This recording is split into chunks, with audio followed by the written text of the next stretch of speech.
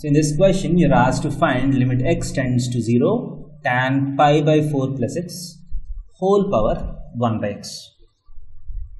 So if you put x is equal to 0, as you can see, this becomes 1 power infinity form. So this question on direct substitution goes to 1 power infinity form, which is an indeterminate form. So how do we solve this question?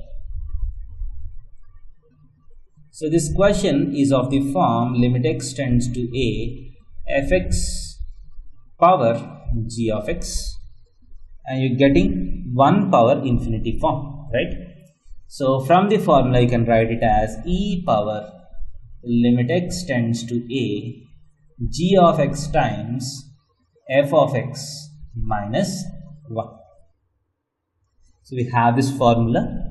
Whenever you get 1 power infinity form on direct substitution, we have f of x power g of x can be written like this. So this is of the form f of x, this is g of x. So this can be written as, this particular limit can be written as e power limit x tends to 0 tan of pi by 4 plus x minus 1 times g of x is 1 by x.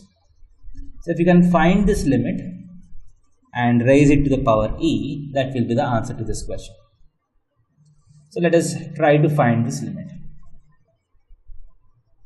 So limit x tends to 0 tan pi by 4 plus x is 1 plus tan x by 1 minus tan x minus 1 into 1 by x.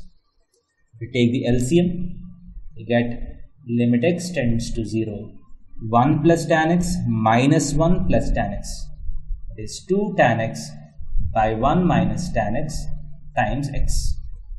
So as x tends to 0, we know that tan x by x goes to 1. So both of this gets cancelled, give 1 as the answer. And if you do the direct substitution, tan 0 is 0, getting 2 by 1 is equal to 2. Hence, the answer is equal to e power 2. E square is the answer.